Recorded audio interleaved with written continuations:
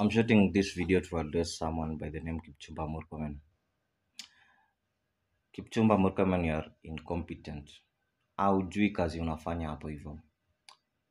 I even blame the person who employed you more than yourself.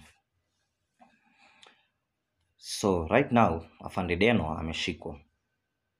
Everyone knows Afande Deno. He's a good person, he's a good cop. He was doing his things around Nairobi. You guys transferred him to a hardship area because he was a good cop. Right now, you have arrested him.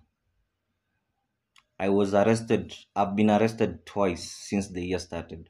I've spent a total of 10 days inside police cells just because of you.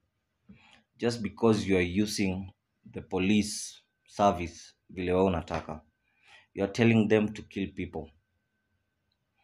That power that you have is not permanent. And I'm calling upon the International Criminal Court to investigate this person. You're not above the law.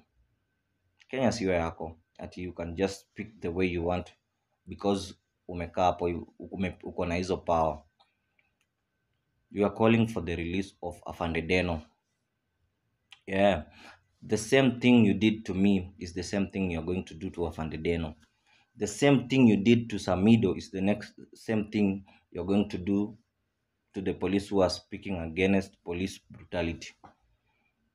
I'm urging all the police wenye wako na roho mzuri, come out, call out this person. How can he instruct you to kill people?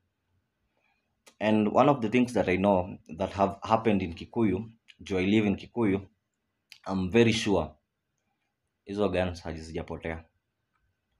They just want to create a narrative, a story. Ati binduki zimepotea nini. No, I'm sure binduki zijapotea hapo hivyo.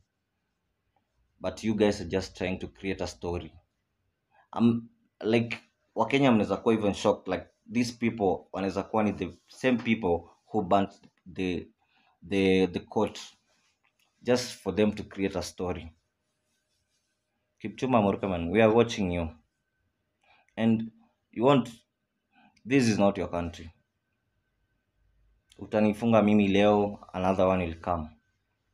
Utafunga Afande Deno leo, another one will come. Yeah. Free Afande Deno.